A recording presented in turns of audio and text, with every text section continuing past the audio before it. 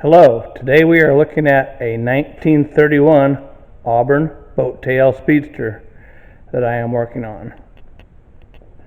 Hoping to give you some close-up views of one that's not finished. Some people like to see how they go together and some of the details of these neat cars. Here's the engine. This is the passenger side. If you look here on the firewall, this is what they call a Startix, which was really neat in that day. It was basically a remote solenoid, as we call it today, but it was patented. And Auburn used these because it was a neat high-tech item for the time. External oil filter, generator, fan, straight 8. You can see the plugs up there. Pretty common stuff for this time. This is a fiberglass replica body. It is 100% correct in size and shape. You can see the neat curves of the back of the car. This is a Glen Prairie body from the ACD company in Broken Arrow, Oklahoma. I think they made 25 of these bodies over the years. The bad thing about these cars originally was that it was a wood body frame underneath with the sheet metal draped over top of it. So once these open cars got wet, started to go bad, the inside of the back just rotted out and the sheet metal collapsed, and these cars were pretty much junked out back in the day. This particular car came from Connecticut, as I recall. This is a original correct boat tail chassis, and Bill, the owner, has gathered up parts. He bought the chassis, had the engine transmission redone, the suspension, found some fenders, had the holes cut in them for the side mounts, and then mounted this fiberglass body on it. It'll be a neat car when it's completed. Today I'm working on putting the dash back in the car and wiring it up.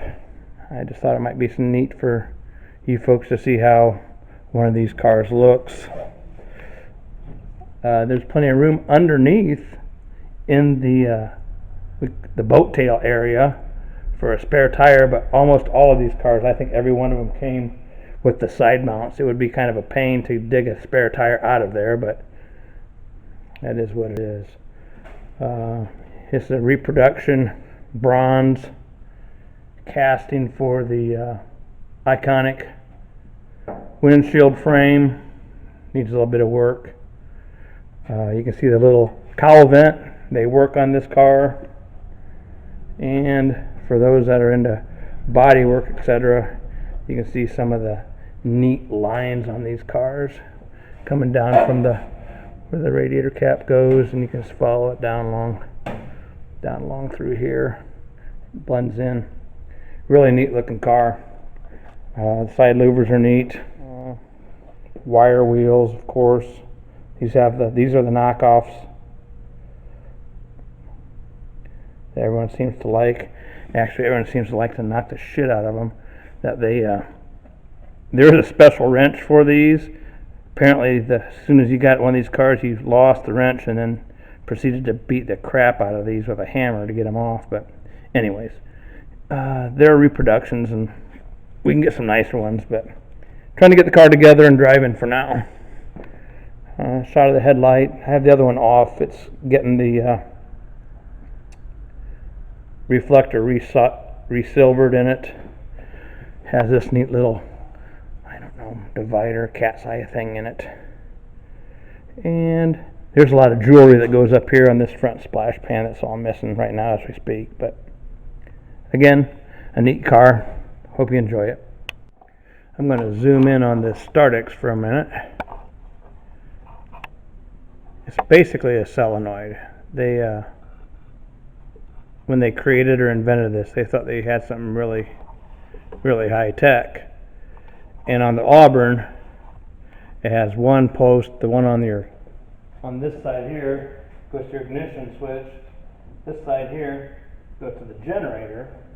if the car is not running, there isn't going to be any voltage on it, so it sees the differential, and when you crank the key, it fires up, and then when the generator voltage comes up, it shuts this off, which is pretty cool. And also, if you're going down the road and the car was running and stalled, it sees the voltage drop and tries to start the car back up, which is odd, especially today, thinking of a car that would stall as you're driving it going down the road, perhaps over a bump or railroad tracks, or I'm not really sure what. Anyways, you got power coming in, switches and comes out. The Startixes are kind of cool, but they didn't really have them scienced out. And to prove that, they have a little button here on the side,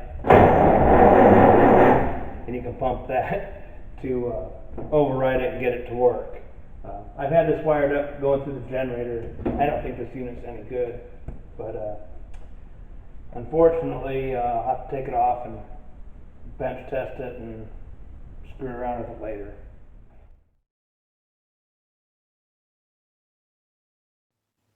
Here is the inside of this Startix.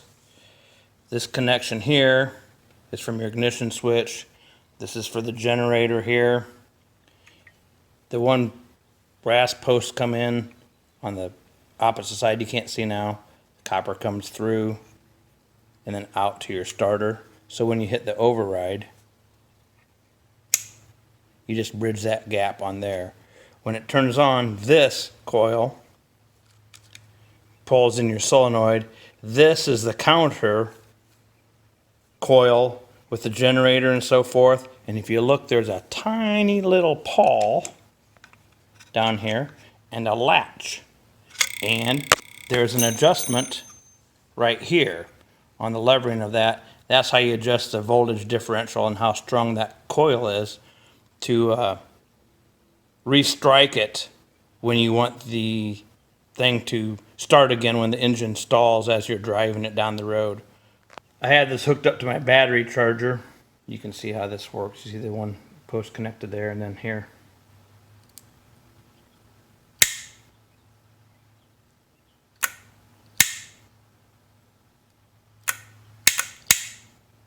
That's how they work. Enjoy.